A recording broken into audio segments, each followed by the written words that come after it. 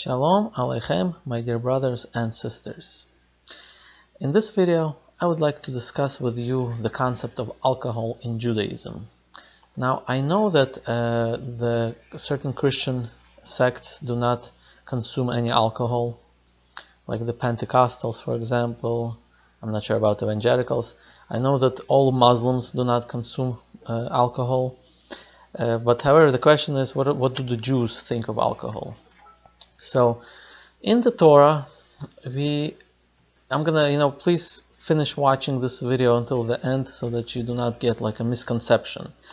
So the first thing I want to start is that in the Torah itself, the Torah does not forbid alcohol. And in fact, this can be proven from the verse in Deuteronomy chapter 14, verse 26.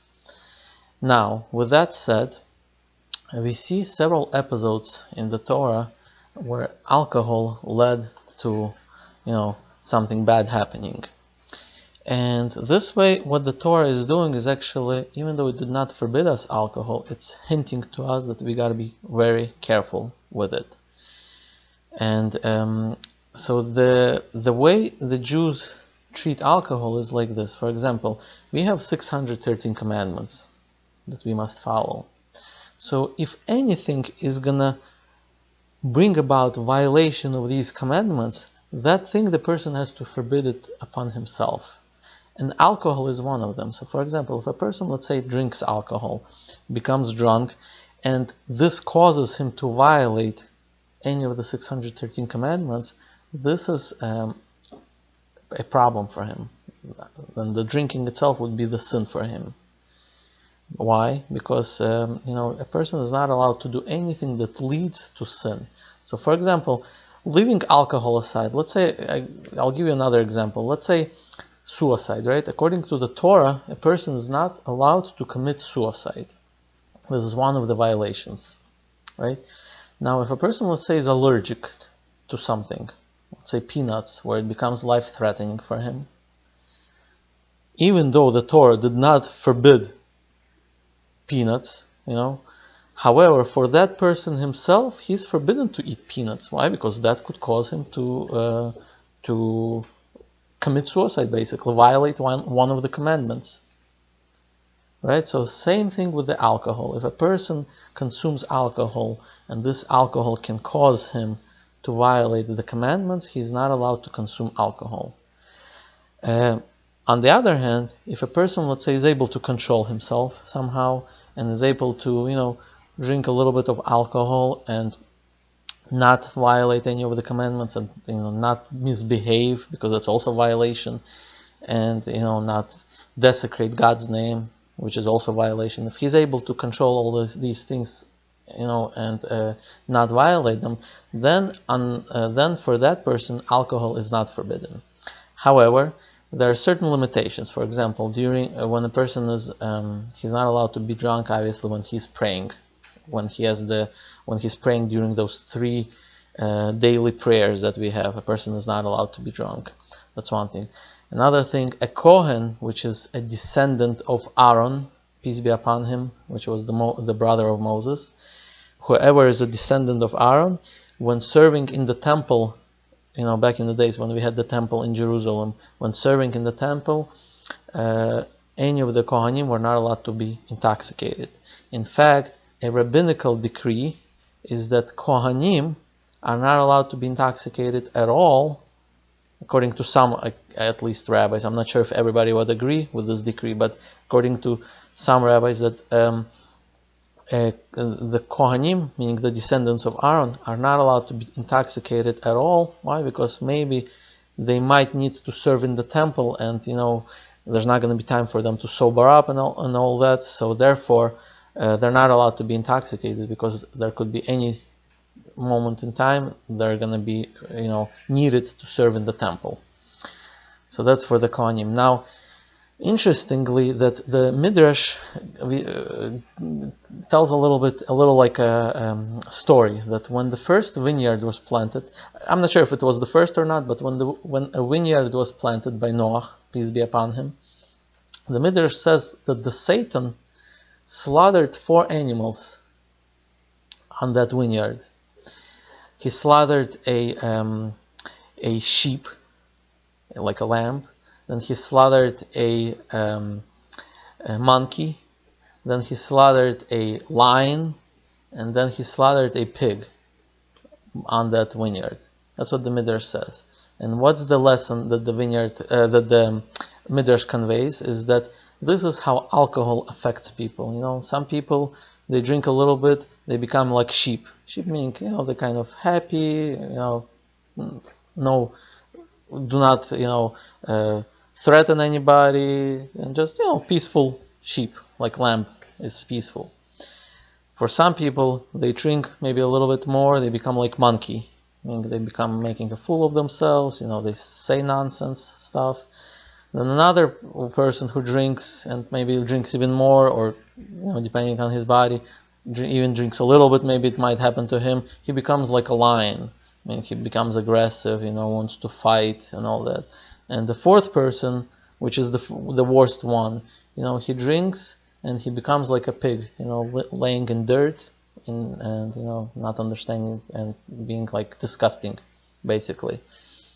So the Midrash tells us that these are the four animals that the Satan slaughtered by the vineyard, meaning to say that, you know, as Jews we got to be really careful with alcohol.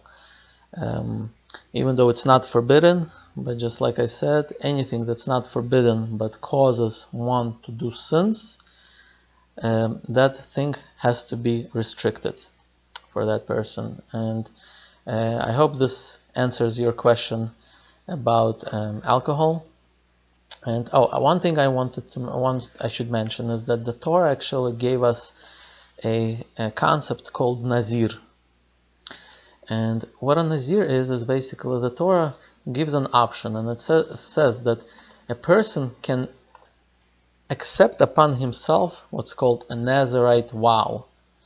Meaning, you know, if a person for whatever reason feels that he's not close enough to God, you know, feeling God, and wants to, you know, spiritually raise his status, you know, become closer to God, then the Torah gave him like a formula. And what the formula is, that he can accept upon himself to become a Nazir. A Nazir is somebody, and this is, by the way, discussed in book of Numbers, chapter 6, verse 13. And what a Nazir is a person, he has to, if he accepts that vow upon himself, then there are certain restrictions that he has to follow. For example, he grows his hair, you know, he doesn't cut his hair. In fact, Shimshon, or what we call in English Samson, was a Nazir. That's why he had the long hair.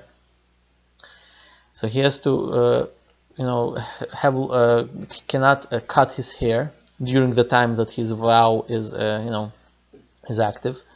Then he cannot go to like cemeteries or be around dead bodies. And another prohibition is that he cannot drink wine. And not only that, he cannot drink wine, he cannot eat grapes, he cannot eat raisins, he cannot even eat leaves of the grapes. You know, anything that's related to grape or wine, he's not allowed to touch. Well, touch, I'm not sure, but he's not allowed to eat.